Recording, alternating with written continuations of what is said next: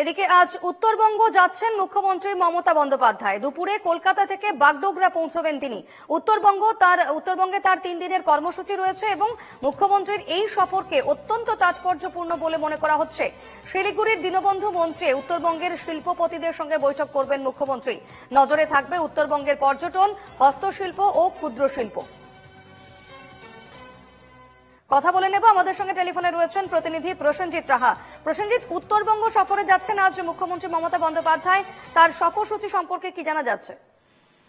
দেখো, আজকে দুপুরে 12টা থেকে 12:15টার মধ্যেই কলকাতা থেকে মুখ্যমন্ত্রী শিলিগুড়ির উদ্দেশ্যে রওনা দেবে এবং বাগডোগরা বিমানবন্দরে তিনি পৌঁছবেন। এবং যেটা জানা যাচ্ছে পুলিশ সূত্রে, যে বাগডোগরা বিমানবন্দর থেকে তিনি সোজা সড়ক পথে চলে আসবেন দীনবন্ধু মঞ্চে দুপুর 2টোর মধ্যেই। এবং এই সময়কালে বাগডোগরা থেকে তিনবাট্টি মোড় এবং বর্ধমান রোড, এস রোড এবং দেশবন্ধু চিত্তরঞ্জন দাস ফ্লাইওভার এবং হাসমি চক, এই এলাকায় যানবাহন নিয়ন্ত্রণ করবে শিলিগুড়ি ট্রাফিক পুলিশ।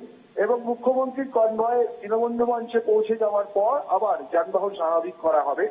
মুখ্যমন্ত্রী দীনবন্ধু মঞ্চে বণিক সভার সাথে বৈঠক করবেন, তিনি শিল্পপতিদের সাথে কথা বলবেন এবং সেই বৈঠক শেষে বিকেলে মুখ্যমন্ত্রী সড়ক পথে আবার দেশবন্ধু চিত্তরঞ্জন দাস ফ্লাইওভার হয়ে জলপাই মোড় হয়ে তিনবাট্টি মোড় হয়ে চলে যাবেন উত্তরবঙ্গের মিনি সচিবালয় উত্তর কন্যার কন্যাশ্রীতে।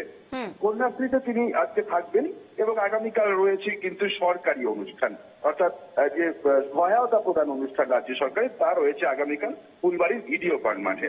এবং মুখ্যমন্ত্রী কিন্তু 21 তারিখও থাকছেন, 22 তারিখ কলকাতা ফিরছেন। 21 তারিখে প্রশাসনিক বৈঠক রয়েছে উত্তরবঙ্গের 8 জেলার প্রশাসনিক কর্তা ব্যক্তিদের সাথে এবং সিটিএর প্রশাসনিক কর্তা ব্যক্তিদের সাথে।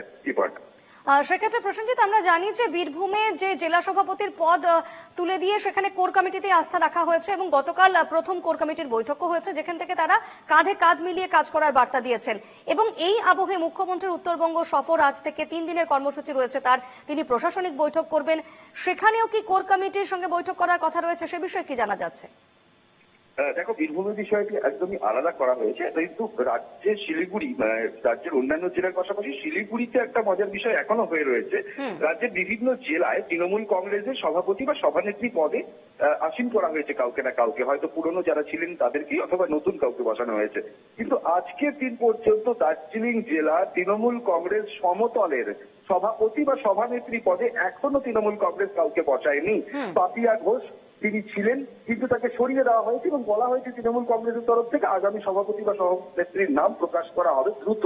এখন এটাই দেখার মুখ্যমন্ত্রী শিলিগুড়ি সফরকালেই দলীয় কোনো বৈঠকে দার্জিলিং জেলা তৃণমূল কংগ্রেসের সমতলের সভাপতি বা সভানেত্রী নির্ধারিত হয় কিনা, এদিকে কিন্তু সবার নজর। কারণ ইতিমধ্যেই নানান গুঞ্জন জল্পনা কল্পনা রয়েছে, অনেকের নাম প্রস্তাব শোনা যাচ্ছে, রাজনৈতিক তৃণমূল কংগ্রেসের বিভিন্ন সূত্রে অনেকের নাম শোনা যাচ্ছে। আবার এটাও শোনা যাচ্ছে পাপিয়া ঘোষকে পুনরায়, অর্থাৎ রবি ঘোষের কন্যা পাপিয়া ঘোষকে পুনরায় সেই পদে বসানো হবে।